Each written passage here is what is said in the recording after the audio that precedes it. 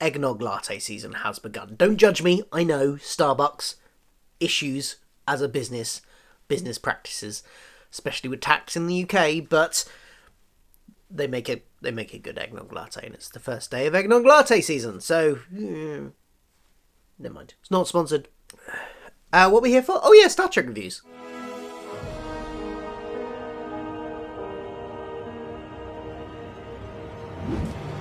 Hello, I'm Phil. Welcome to my channel where I talk about all sorts of pop culture that I enjoy and consume. Things like Doctor Who and Star Trek. They're the main two, to be honest. But I do talk about other things as well, like the MCU and comic books and sometimes Power Rangers. So if you like any of that sort of stuff, hit that subscribe button. And apparently I also talk about coffee occasionally, but like only in intros. Yum. Seriously need this today. Flagging massively. So, the new episode of Star Trek Discovery Season 3, Forget Me Not, is what we're talking about. And I'm going to go through my general thoughts, what I liked, what I didn't like, and maybe some predictions for the future. This whole episode, through both the A-plot and the B-plot, tackled the theme of loss, and the theme of dealing with that loss, and different types of loss. So, loss of loved ones, loss of previous lives, and I think it did it, on the whole, really well. There were some bits in the... Which ones? I'd say the B-plot. The B-plot on the ship.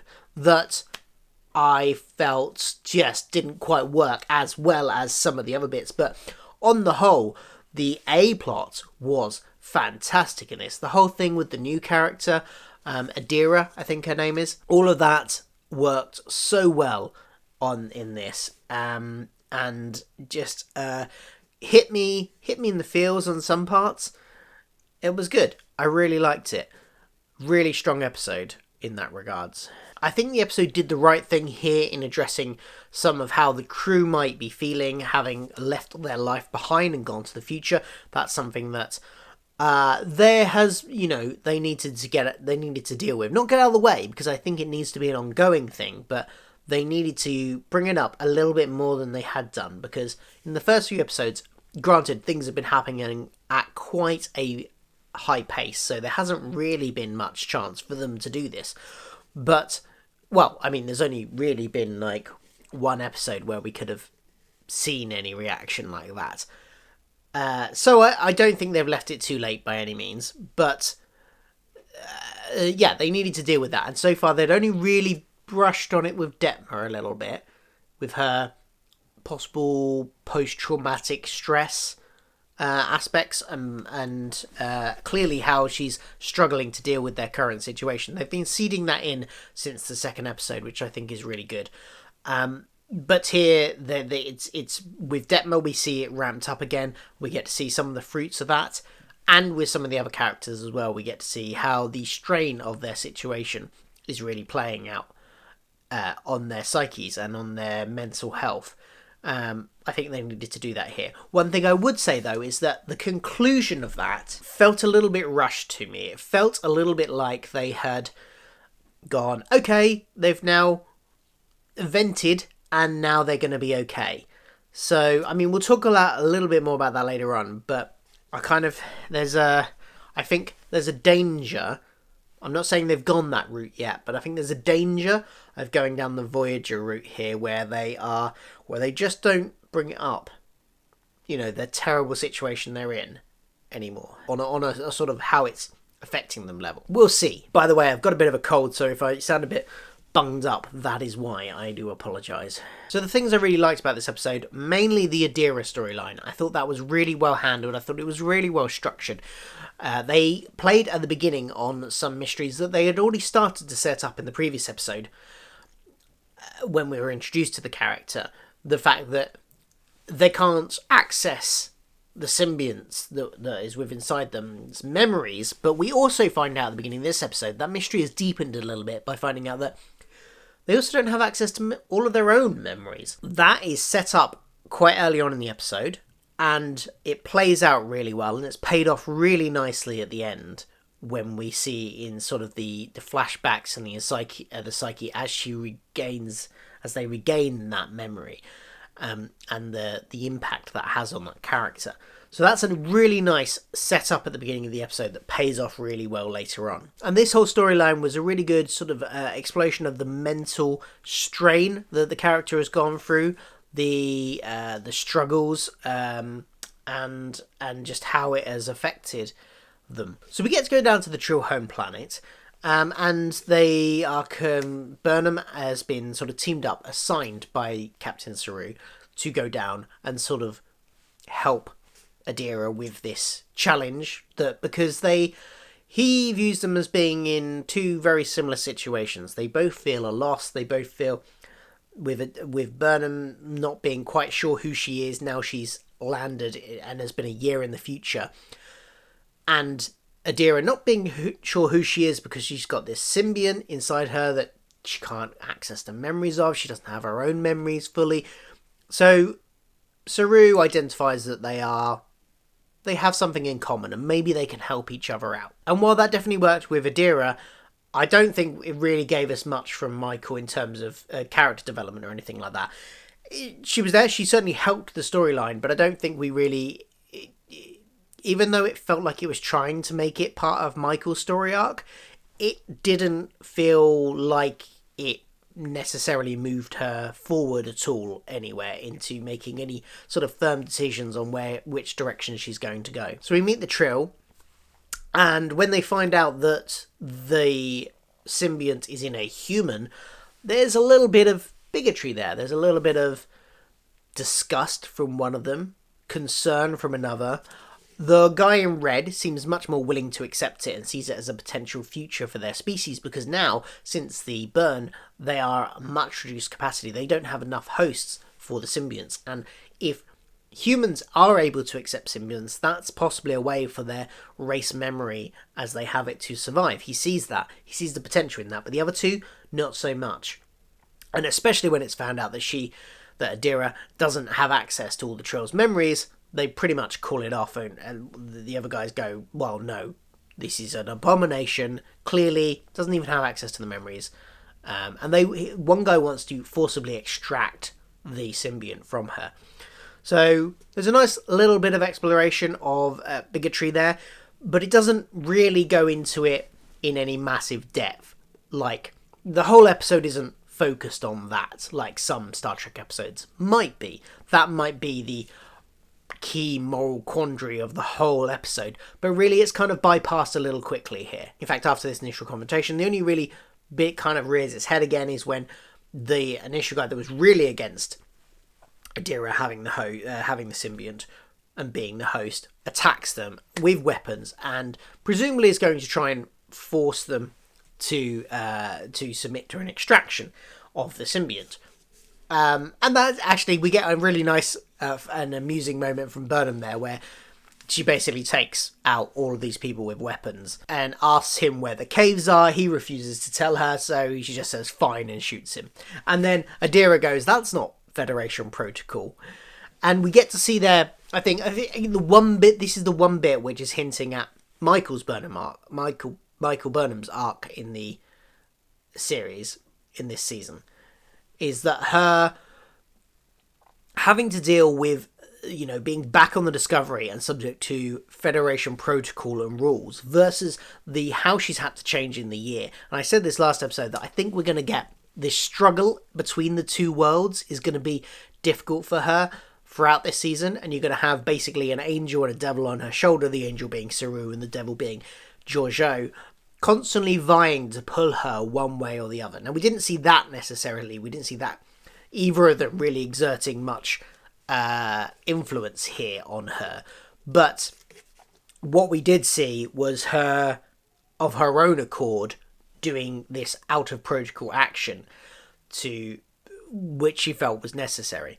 And I think we're going to see more of that, and probably more of them, the angel and devil on her shoulder thing. And for my part, I think that's probably an interesting way to take her story, because she has a history of this kind of, she has a history of taking her own actions. It fits with the character, and it fits with the situation she's found herself in that year she's had to change her attitude slightly. But the really bit I liked about this whole storyline was when they're in the caves and They enter the kind of dream world. First, Adira gets sucked down into the pool, then Michael goes in after her to try and pull her back.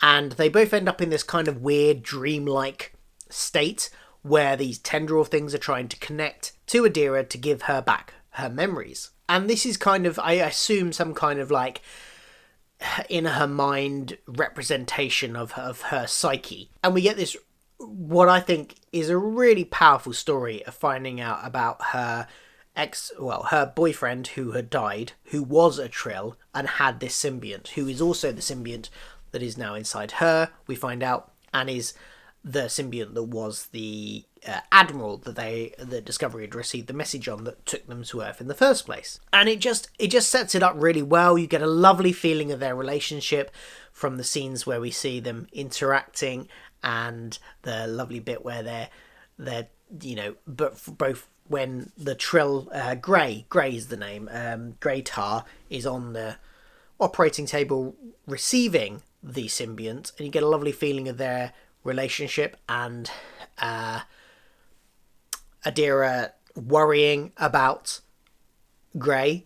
And then you get the a bit more later on, once Grey has the symbiont, you get some flashbacks to that bit and her remembering that bit of the Grey suddenly having all these new skills and stuff, and Adira worrying that are you the same person? You seem to have, are you now them or are you you? And really interesting philosophical conversation between the two of them, but also something that a conversation that really gives you a good feel for them. The two actors have brilliant chemistry, I think. I'm looking forward to hopefully seeing more of the two of them interact, and how the episode ends indicates that we might do. The Grey is, of course, the other LGBT representation that was touted at the beginning of the season, that the creators said that they'd hired these two actors, and we didn't know in what sort of form that was taking. And it seems here, and I think it's a really interesting way to go, that we were expecting to maybe run into the other person at some point, but actually that person is already dead, because obviously he died, and the symbiont, in an emergency situation, was then put into Adira, and that's why she has it. The best scene of it for me was the circle scene, where Adira finally acknowledges the history and the thing, because there was always the hint that she couldn't receive the memories because of the incompatibility between human and Trill. Whereas here, it's kind of revealed that it's more to do with her repressing those memories, not wanting to connect to those memories because of the trauma she's basically blacked it out. And so it's slightly a psychological thing. So regaining those memories has sort of unlocked her potential to connect with the symbiont. And when she goes and meets all of the previous TARs in that circle, and they accept her into that circle, it was such a lovely scene. The emotional resonance in it was really good, and it was so touching, and I think filmed really well, acted really well. Definitely the best scene of the episode. And of course it leaves us, at the end of the episode, we find out that she's there's this scene where she's talking to Grey in her quarters after Burnham has left, back on Discovery. And so I think we're going to get more scenes like that, where she can interact with Grey, whether or not it's just going to be Grey, or whether or not she can interact in that way with the rest of the TARS. It's not something that we've seen before with Trills. We didn't see Dax ever interacting, like imagining the other people, the previous Dax is there, I don't think. Correct me if I'm wrong. But I think it's an interesting way to go, and it's a good way to keep this character in, because when I first found out that, the character dies, I was wondering, how I thought this was going to be a new regular character. So this is clearly how they're going to keep this character of Grey cropping up. They're going to have this nice interaction, and because they've got such good chemistry anyway, these two actors, I think it'd be really interesting to explore that, see where it goes with them interacting, and how she uses her past, her symbiont's past host to help in situations and to provide knowledge as well. That would be really interesting to see. Now, as for the stuff on the ship, they're also all dealing with their issues. The various crew we see Obviously, Detmer, it's been set up quite nicely that she has this maybe slightly post-traumatic, struggling to deal with their new situation. We've had that several times, and that gets reinforced here. The one thing was that the episode started with a voiceover over from Culber, and that made me think that he was going to play a much bigger part of the plot than he necessarily did. I suppose he's kind of, along with Saru, the linchpin of this B-plot, but I kind of expected him to be more of a focus of the episode than he was. Maybe I kind of expected him to go down with, instead of Michael, to go down with Adela. But what we do get is him on the ship, kind of going to people and saying, look, if you need to talk, I could be your counsellor, that kind of thing. And advising. And, it's alright, but I would have liked to have seen a bit more of Culber here. So we obviously get, as I said, Detmer, her things are carrying on. And also we get to see some of the other crew's tensions flaring. We get Stamets, which I thought was really interesting, because under this pressure, he seems to be reversing back to his very early season 1 personality of being very snippy, very snide, a little bit condescending. And he'd kind of moved away from that slightly as his character, bit of character growth. He kind of slipped back to that. And I don't think some people might think that's bad writing. I think that actually is quite good and exemplifies how in very stressful situations we might default back to what very defensive type of attitude. And that is, in Stamets' case, a very defensive attitude. So he sort of flits back to that and is very standoffish with Tilly in the engineering. And then, of course, we get the big meal scene. And I kind of felt in two ways about this, because I thought the beginning part of it felt a bit weird to me, but I think that's very much my own, how I would feel in that situation. Especially the bit where he was like getting everybody to go around a table and say I, because it felt like a prayer and stuff. And that, if I was in that situation, I would feel immensely awkward. And I would not like it. And therefore, watching it, I felt immensely awkward and did not like it. So I was a little bit unsure about the scene. But then, it was quite nice seeing people kind of start to play off against each other, casual conversation across the dinner table. And then it gradually deteriorated into what it became. And people's tensions flared. Detmer broke down basically at the dinner table, and yeah, it was when it got to that point, I thought it was really good, and got to see some great acting from everybody on the table. Detmer in particular, Saru was really good. Stamets again, that confrontation between him and Detmer was really good, and it all kind of just blew up. And I thought, yes, this is what we need to see happening with the crew, because this is what would happen. Tempers would flare. They're all in very stressful situations. And it was well acted and just a very interesting portrayal of that, I think. But then after that scene, it felt a little bit like, with this plot, like it was all resolved a bit too quickly. And that their issues had kind of been like, oh, okay, I'm sorry, let's all hug it out, and it's all over. Which made me think of Voyager again. Because, early on, Voyager had an episode, or maybe even two, where they dealt with, like, the tensions that had been created by their situation. There was an episode where they dealt with the tensions of the Marquis, joining the crew and things like that. But every time it was very much that would happen in that episode, it would be resolved, everybody was friends again by the end, the tensions would be gone. And the next episode, brand new story of the week. That's the Voyager effect, let's say. Now, in fairness to Discovery, they haven't exactly done that, because they'd set this up over several episodes with Detmer. Fair enough. And I think there's still a chance that they will continue to explore this. But that last scene in the movie theatre, I'm unsure how I feel about it. Because on the one hand, it felt too rushed. Suddenly Detmer's hugging people and, it feels like, oh, it's all fine. We can just carry on like the next adventure next week. It felt a little bit like that. So it felt a bit Voyager-esque. But you did get that line, or that conversation between, between Culber and Saru, where they acknowledge that it's not all over, it's not all healed, everyone's not all completely okay, but it's nice that they can, something like this movie screening gives them a reprieve and gets them to lower their defences a little bit. So they did acknowledge it within the script that this wouldn't be the end of it. So I'm hopeful that going on, we still see this come into play, especially with Detmer. That, they've set this up. I would hate for it to just be like, oh, okay, now she's fine. We need to see more of that from her. And, from the issue of people feeling like the loss of what they've left behind, that all still needs to play in going forward. And if they do that, I think it's okay. But if they use this as a kind of, oh, it's all done with now and we're okay, then that will be a negative for me. And I think the only other thing that I was just going to briefly mention was the computer, of course, because Saru in his ready room or wherever is asking the computer to list ideas, and it's doing it in its very, official computer capacity, and then suddenly there's a glitch and we get a voice, different type of voice, one with a bit more personality coming from the computer.